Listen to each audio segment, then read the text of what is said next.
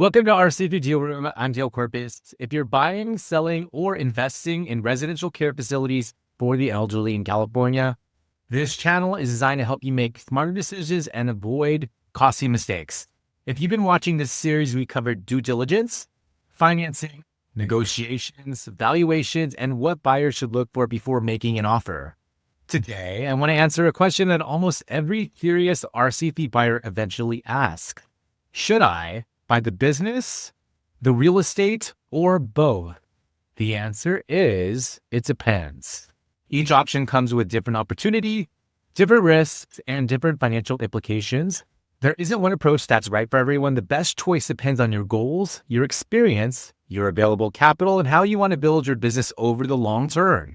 Today, I'll walk through the advantages and disadvantages of each approach so you can better understand which one may fit your situation. Let's get started. Number one, buying the business only. Let's start with buying only the operating business. In this scenario, you're purchasing the business while leasing the property from the building owner.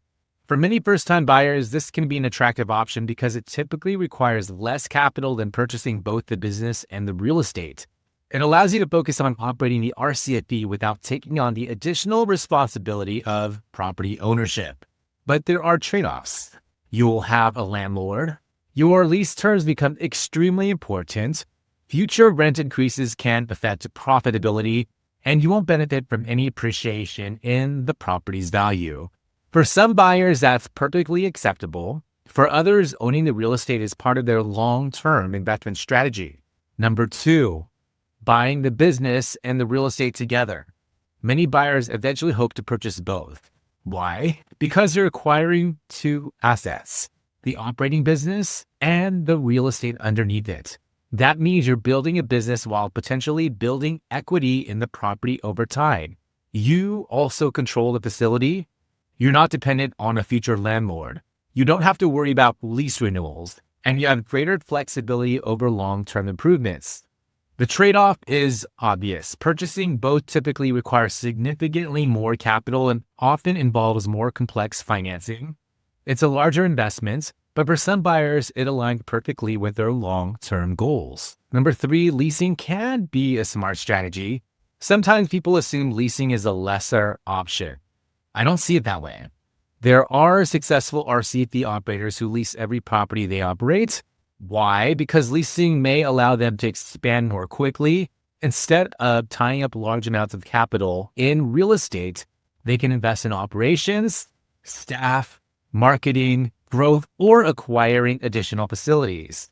The important thing is understanding the lease, the length, renewal options, rent increases, maintenance responsibilities, purchase options.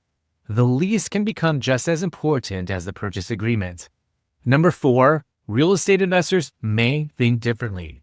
Some buyers aren't primarily operators, they're investors. For them, the real estate itself may be the primary attraction.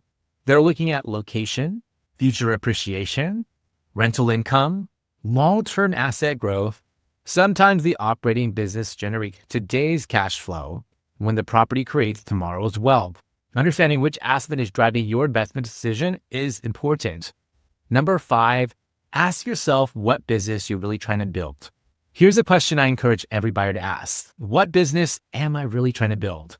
Are you trying to become an outstanding RCFE operator, a real estate investor, or both? Some buyers love managing facilities. Others enjoy owning income-producing real estate. Many successful owners do both. There's no universally correct answer.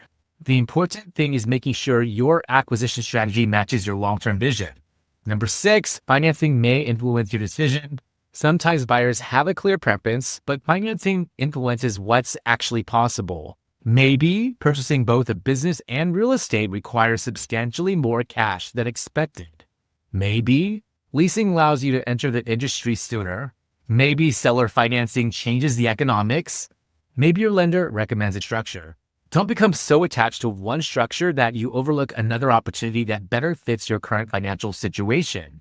Number seven, think about your exit strategy before you buy. This is something many first-time buyers overlook. Eventually, you'll probably become the seller. Ask yourself, how would I want to exit this investment? Would I want to sell both the business and the property together? Would I want to keep the building and lease it to another operator? Would I eventually pass the business to family? Thinking about your exit strategy today often helps clarify what you should buy today. The best acquisitions aren't just good purchases, they're investments that support your long-term goals. Every RCFE opportunity is different. One reason I enjoy working in this industry is that almost every transaction is unique. Some involve only the business, some involve only the property, many involve both. Some include seller financing, others include lease negotiation. Every opportunity deserves its own analysis. That's why I encourage buyers to avoid looking for one simple rule that applies to every transaction. Now, here's today's deal room tip. Whenever you're evaluating an RCFE opportunity, write down two separate investment cases. One, assuming you're buying only the business. Another, assuming you're buying both the business and the real estate. Compare the risks, the opportunities, the financing, and your long-term goals. That exercise alone often makes the best path much clearer. Now, if I could leave every buyer with one piece of advice, it would be this. Don't ask which option is best. Ask which option supports the business I'm trying to build. Buying only the business isn't automatically better. Buying the real estate isn't automatically better.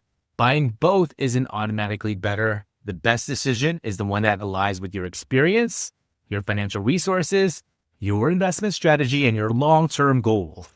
The more intentional you are today, the stronger your business will likely become tomorrow.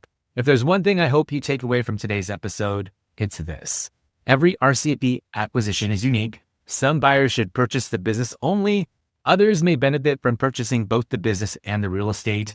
Still, others may choose to lease while they build experience and grow.